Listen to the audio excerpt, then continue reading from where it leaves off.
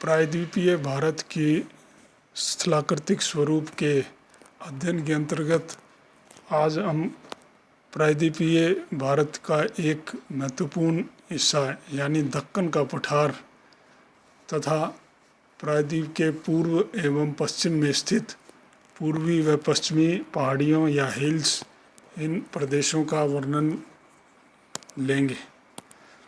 प्रथम है दक्कन का पठार। दक्कन का पठार संपूर्ण महाराष्ट्र, उसके तटवर्ती भाग को छोड़कर या तट के समानांतर स्थित पश्चिमी घाट, जिसे सह्याद्री की पहाड़ियाँ भी कहते हैं, उनको छोड़कर उस संपूर्ण महाराष्ट्र राज्य और कर्नाटक व तेलंगाना क्षेत्रों को शामिल करता है।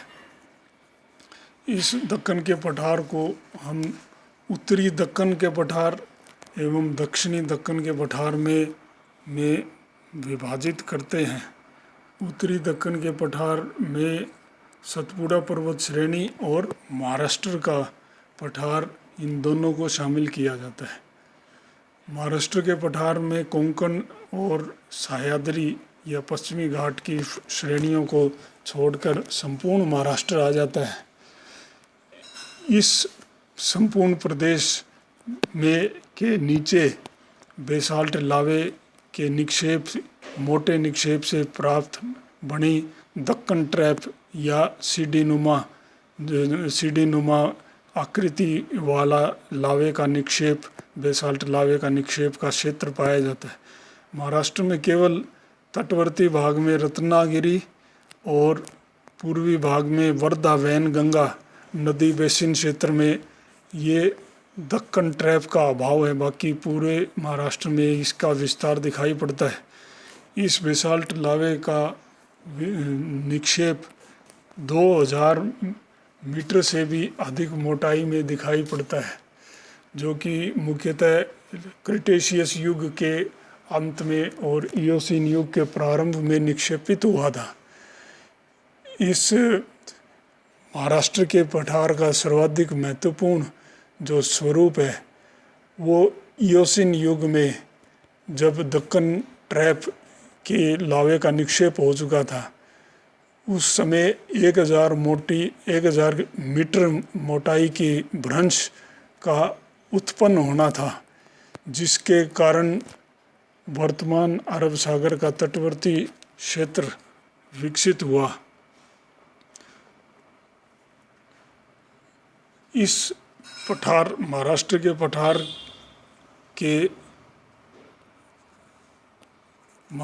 पठार के पश्चिमी हिस्से का जो पश्चिमी जो किनारा है, उसे ही सह्याद्री या पश्चिमी घाट की पहाड़ियों के रूप में जाना जाता है।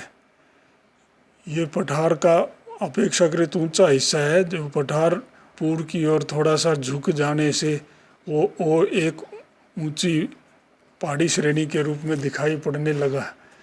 तो ये सह्याद्री पर्वत श्रेणी वस्तुतः, अगर सह्याद्री पर्वत श्रेणी से पूर्व की ओर महाराष्ट्र के पठार की ओर देखें तो उन दोनों पहाड़ी और पठारी प्रदेश में कोई अंतर दिखाई नहीं पड़ता है, किंतु पश्चिमी तटवर्ती मैदानों की ओर एकदम खड़ी ढाल दिखाई पड़ती है, तो वो पहाड़ी लगने लगती है। इन सह्याद्री पहाड़ियों की चौड़ाई 15 से 25 किलोमीटर की है। दूसरा जो उत्तरी जो दक्कन पठार का दूसरी जो इकाई है, उसे सतपुड़ा श्रेणी के रूप में उसी को शामिल किया जाता है। स्थलाकृतिक स्वरूप ये विंध्य के समानांतर स्थित एक पर्वत श्रेणी है, जो नर्मदा और ताप्ती नदियों के बीच में है और पश्चिम में रतनपुर से लेकर पूर्व में अमरकंटक की पहाड़ी तक 900 किलोमीटर की लंबाई में फैला है। इसकी औसत ऊंचाई 770 मीटर है। इस पहाड़ी सतपुड़ा पहाड़ी श्रेणी को 3 हिस्सों में बांटा जाता है। एक राजपीपला की पहाड़ियाँ, जो 60 किलोमीटर चौड़ी हैं, पश्चिमी हिस्से में पाई जाती हैं। दूसरी महादेव की पहाड़ियाँ जो गोंडवाना काल के क्वार्टजाइट एवं नीले गुलाबी बलुआ पत्थर से बनी हुई है और सर्वाधिक चौड़ाई में स्थित है, 120 किलोमीटर। यहाँ धूपगढ़ के निकट पचमढ़ी के आसपास, धूपगढ़ की चोटी पचमढ़ी के पास 1300 मीटर ऊंची है। जो सर्वाधिक ऊंचा हिस्सा सतपुड़ा का यहीं मिलता है। सतपुड़ा श्रेणी का तीसरा हिस्सा है पूर्वी हिस्सा, जो मैकाल श्रेणी के रूप में देखा जाता है। यहाँ ये अमरकंटक के आसपास सर्वाधिक ऊंचाई में स्थित है। दूसरा जो इकाई है, हम वो दक्षिणी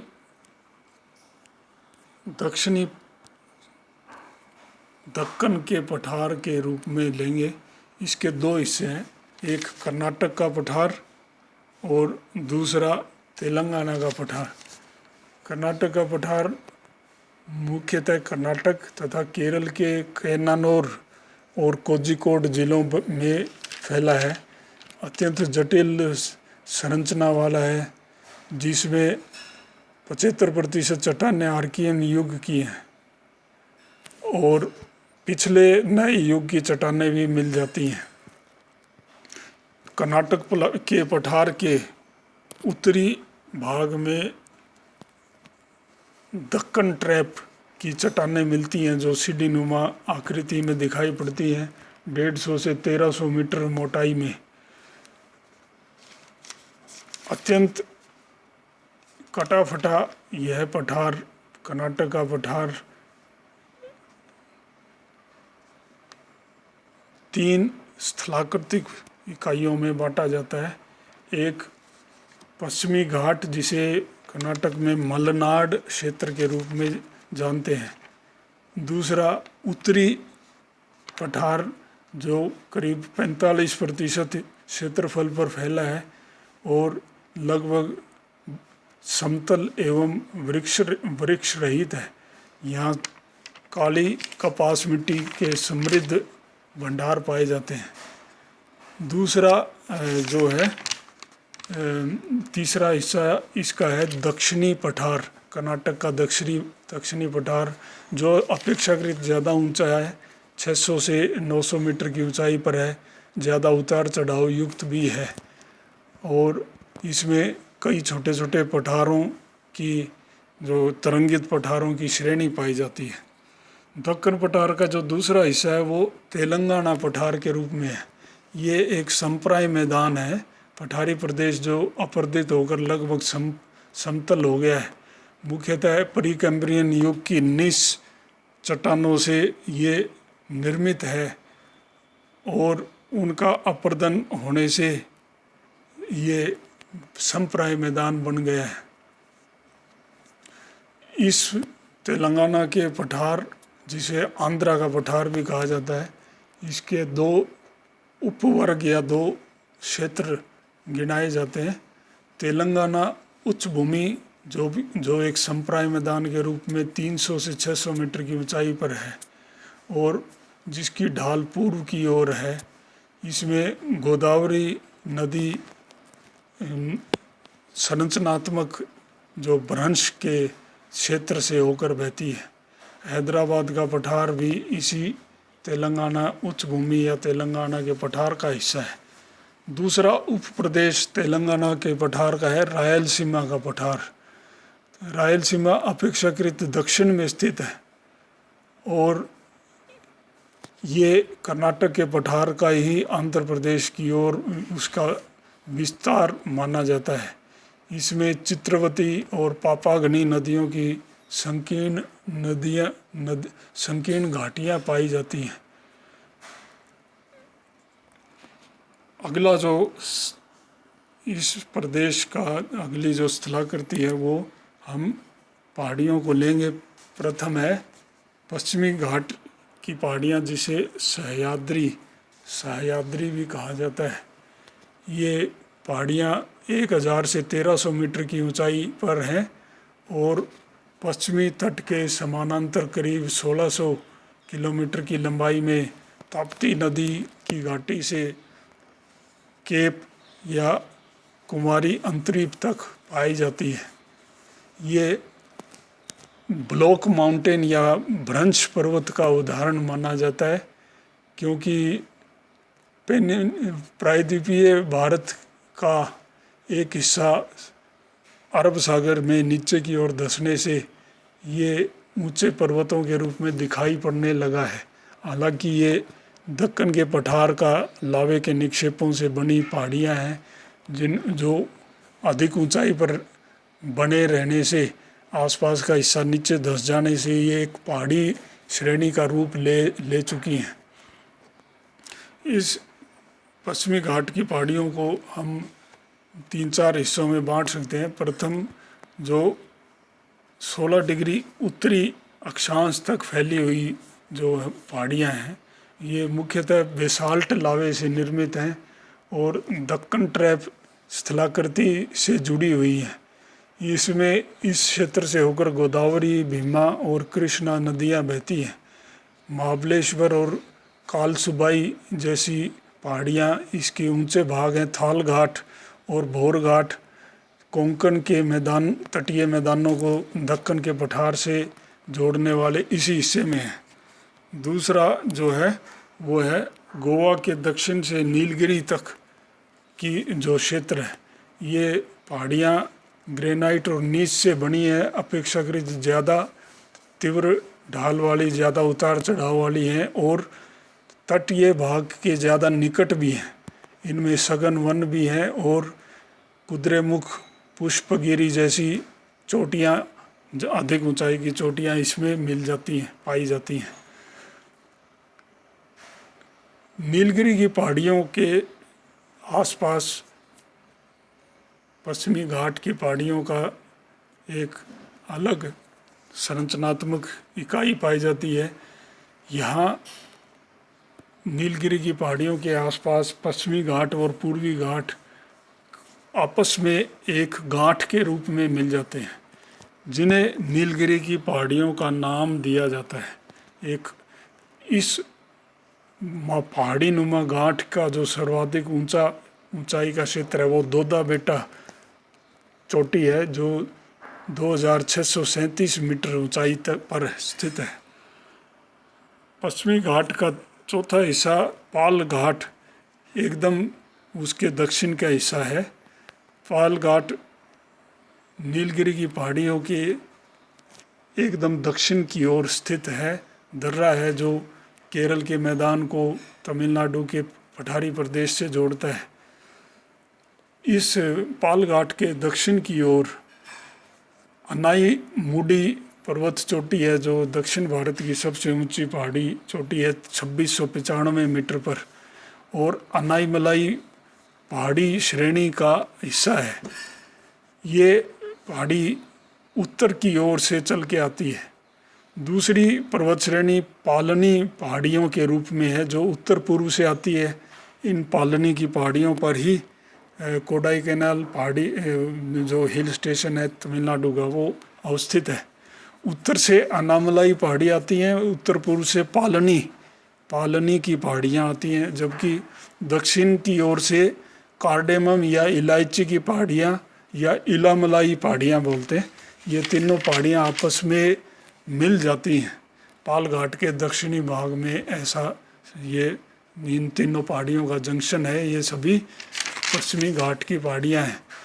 इस इलायची की पहाड़ियों और इन पहाड़ी क्षेत्रों में चाय, कॉफ़ी, सिंकोना, इलायची आदि की कृषि की जाती है।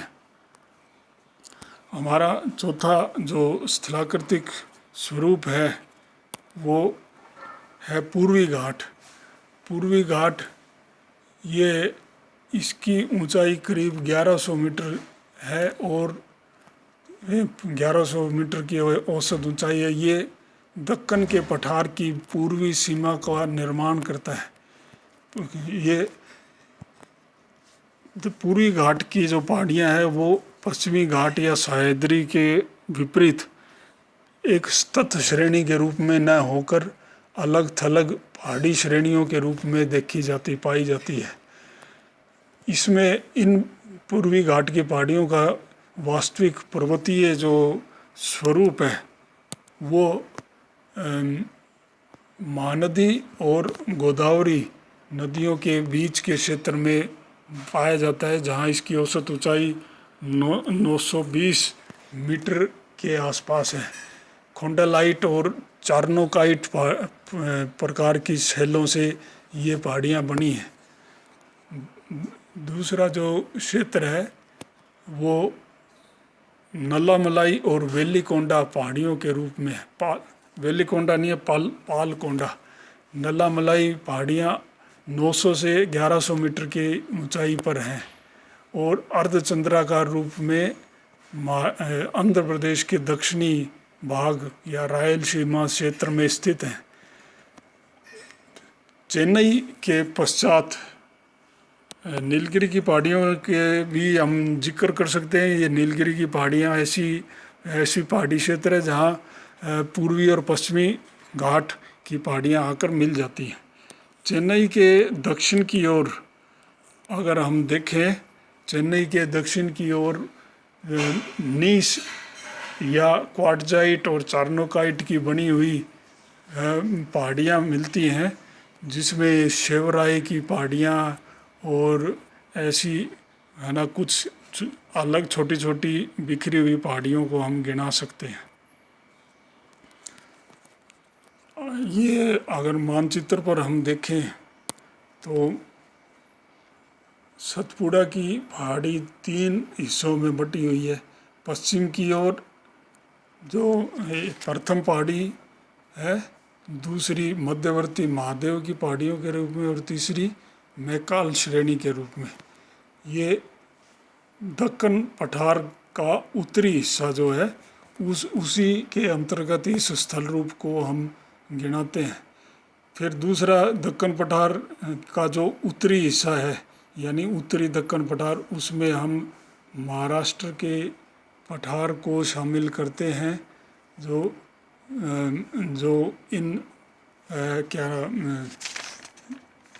इन पहाड़ियों के महादेव और मैकाल सतपुड़ा पहाड़ी श्रेणियों के एकदम दक्षिण की ओर स्थित है। दक्षिणी दक्कन पठार के अंतर्गत हम कर्नाटक की पठारी प्रदेश और आंध्र, जिसे तेलंगाना भी बोलते हैं, इस तेलंगाना के पठारी प्रदेश, इन दोनों को शामिल करते हैं। कर्नाटक में जो उत्तरी कर्नाटक की जो पठार है वो अपेक्षाकृत कम ऊंचाई का है, जबकि दक्षिणी जो कर्नाटक का जो पठार है ये ज़्यादा ऊंचाई का है। कर्नाटक में जो पश्चिम में सह्याद्री पहाड़ियाँ हैं उसको यहाँ मलनाड के नाम से जाना जाता है।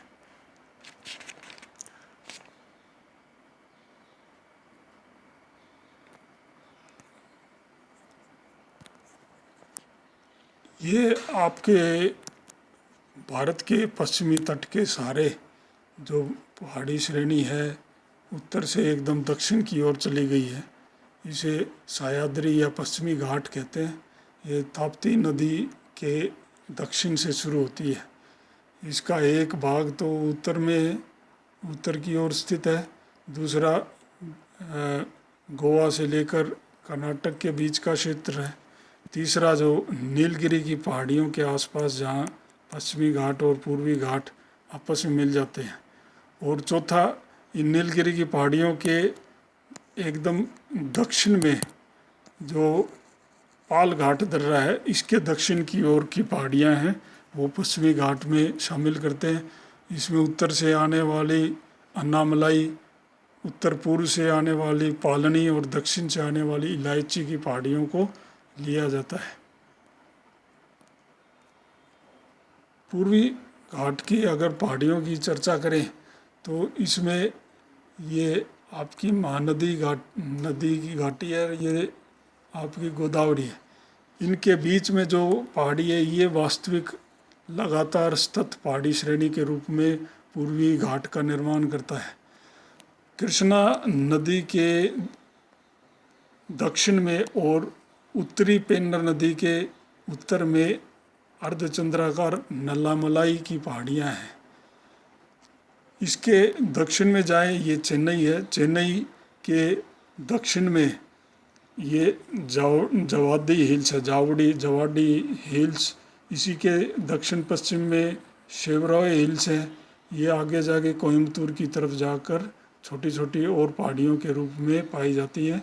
तो चेन्नई के दक्षिणवर्ती पहाड़ियों का ये क्षेत्र जो पूर्वी घाट है, तो कुल मिला के पूर्वी घाट की जो पहाड़ियाँ हैं ये अपेक्षाकृत अधिक टूटे फूटे रूप में पाई जाती हैं।